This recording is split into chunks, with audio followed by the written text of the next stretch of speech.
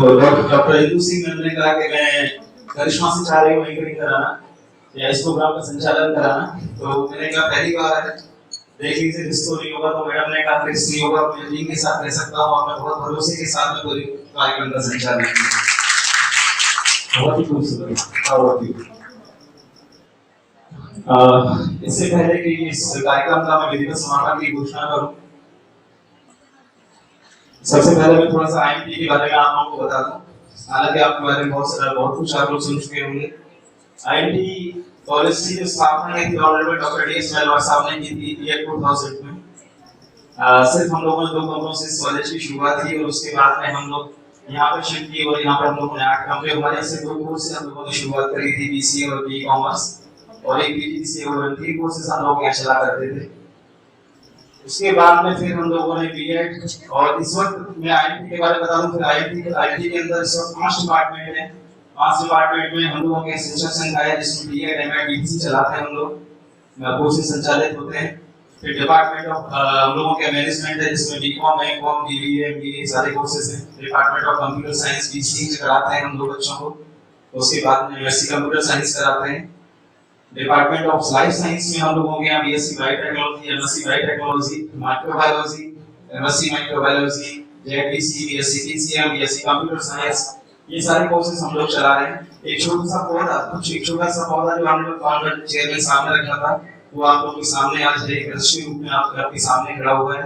ये जो मैं आपको बता रहा हूँ उसको बताने का एक कारण ये भी है कि ये जो स्कॉलरशिप का जो शुरुआत किया उन्होंने सेक्रेटरी साहब ने जब किया और ये आप बच्चों को स्कॉलरशिप देने की शुरुआत की है, तो ये सिर्फ स्कॉलरशिप तक उन्होंने सीमित नहीं रखी हुई है। यहाँ तो जो भी आपको सहायता हो सकती है, जितना भी अमाउंट आपके लिए है, जितना हो सकता है हम लोग करने की कोशिश करते हैं।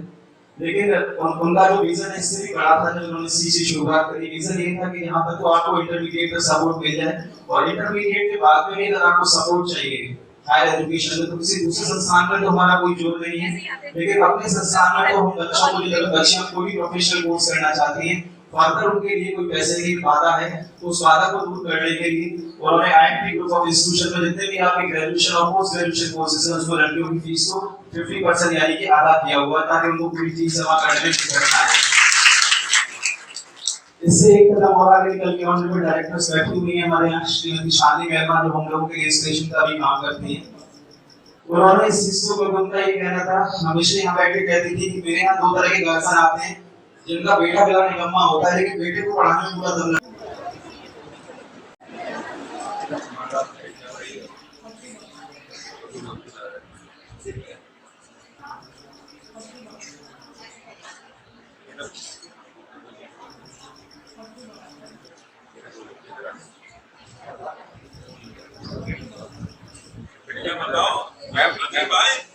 बताओ इधर से ऐसे लेते वो बनाए और बना रहा है ये सब परफेक्ट है ना।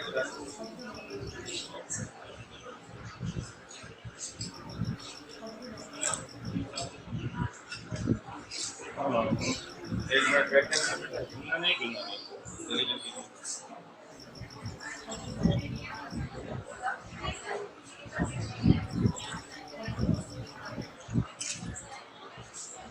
आपको मेरी सुनाई हुई कविता ज्यादा पसंद नहीं आई क्योंकि मेरी इसमें एक्सपर्टीज नहीं है ना, तो जिसकी इसमें एक्सपर्टीज है उन्हीं को एक बार यहाँ बुला लेते हैं।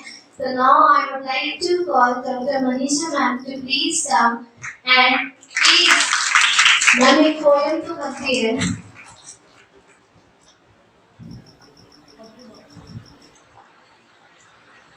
सभी को मेरा नमस्कार, और मेरी शाली को मेरा दिल से प्यार, क्योंकि शाली दीदी मेरे दिल के बहुत करीब है, तो तुम लोग भी मेरे दिल के बहुत करीब हो। ये यार भैया से ज्यादा करीब है दीदी, इसके तो दीदी जिसके दिल के करीब हो उसके दिल के करीब तुम लोग भी हो, क्योंकि तुम लोग भी शादी हो। और जिन लोगों ने स्कॉलरशिप का राउंड क्लियर किया है उन सबको बहुत बहुत धन्यवाद। आप लोग का सफर यहाँ तक से शुरू हुआ है, ये मैं सोचिएगा आपने अचीव कर लिया, अब आपका सफर शुरू हुआ है। अब आप लोग को प्रूव करना है जो आप लोग को मिला है उसको आगे कैसे बढ़ाना है, ठीक है। तो मैंने शादी से अभी वादा किया था कि इनको शेर सुनाऊंगी, पिछली बार शेर बताया था, अब शेर सुनाऊंगी। अगली बार जब तक शेर दिखाने ही ना बता जाएगी तो कुछ शेर बताओगे।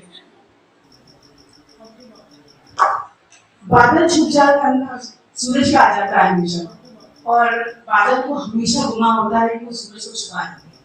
उसी पे एक शेर है, बादल को गुमा है खुद के सूरज पे छा जाने का, बादल को गुमा है खुद के सूरज पे छा जाने का, पर प्रकाश कहाँ छुपा है, प्रकाश कहाँ रुका है सूरज के छुप जाने का, प्रकाश कैसे रुका है सूरज से छुप जाने का।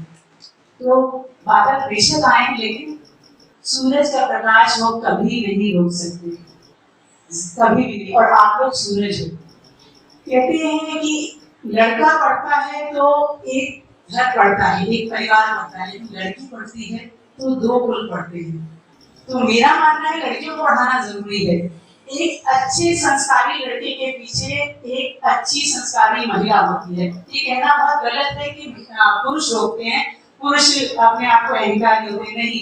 उस अहंकारी पुरुष के पीछे अगर किसी की शिक्षा है तो एक औरत की है, क्योंकि औरत ही घर में उसको 24 घंटे समझाती है कैसे चलना है, कैसे बोलना है, या बहन से कैसे ट्रीट करना है। तो वो ही संस्कार, एक औरत के ही संस्कार उस लड़के में भी झलकते हैं जो अहंकार दिखा रहा है, एक औरत के ही संस्कार उस लड़के में भी झलकते हैं जो स्त्री को बढ़ा रहा है। तो कभी भी औरत को पढ़ने से नहीं रोकना चाहिए। जितने भी पिता अगर कोई या माता पिता कोई भी अगर रोकता है अपने बच्चों को, तो रिक्वेस्ट है कि कभी उंगल हाथ के सहारा बेटा तुम्हारा आता रहता है।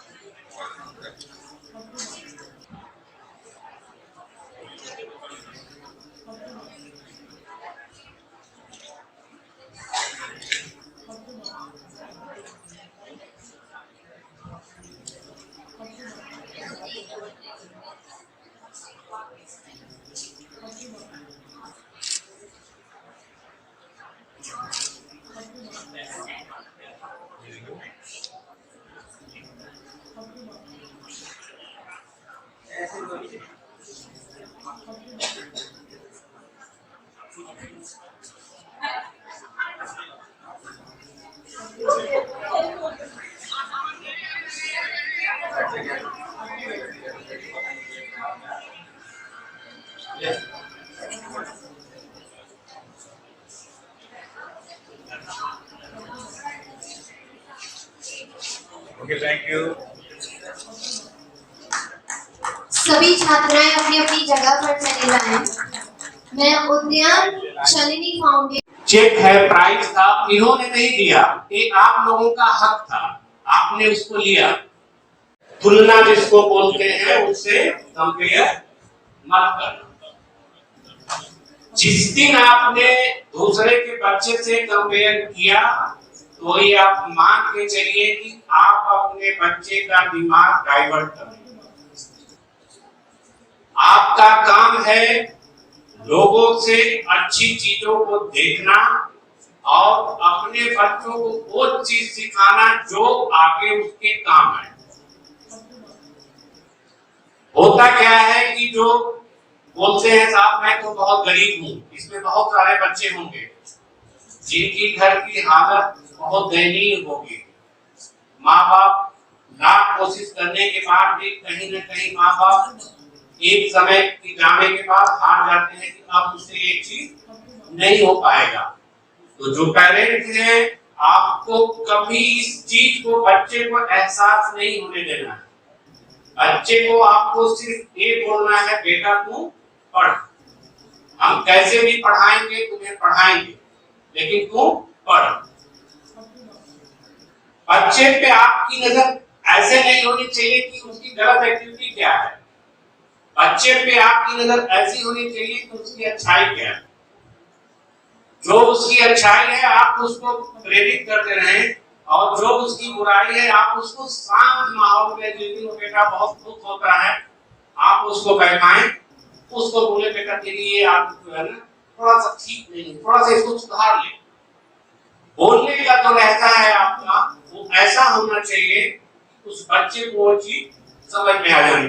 40 साल पहले जब जाते हैं सेम यही चीज होती थी, जो हमारी पढ़ाई होती थी वो ऐसे नहीं होती थी। जो पुराने सभी स्कूलों में जाते रहे। अरे बड़ा मुश्किल काम था ये, इतनी बच्चियों को संपर्क करना और उनसे सबसे बेहतरीन 40 बच्चियां छाटनी, ये बहुत मुश्किल काम था, लेकिन उन्होंने बखूबी ईमानदारी से इसको अदा किया। और बाकी जितने हमारे IMT परिवार के सदस्य हैं, कॉपियों का कंपाइलेशन, मार्क्स का असाइनमेंट, ईमानदारी से सेकंड स्टेज पर हम लोग स्टैंड बेस्ड मार्किंग सिस्टम पर आ गए थे। तो हम लोग 5 तारीख को हमने लास्ट एग्जाम किया और उसके बाद भी हम 9 दिन में इस प्रोग्राम को कंडक्ट करने में सफल रहे। तो इसके लिए सभी का IMT परिवार का बहुत बहुत धन्यवाद। Thank you very much. बोलूंगा कि जो गुरु का दर्जा हमेशा ऊपर होता है, इन्होंने भी एक संस्था चलाई है जो ऑल ओवर इंडिया में साली नाम से चल रही है। उनको और उपस्थित जो भी सम्मानीय हैं और टीचर्स और मेरे प्यारे प्यारे बच्चों, आप सभी का मैं बहुत ही शुक्रगुजार इसलिए कर रहा हूँ कि आप लोग देख लेते हैं।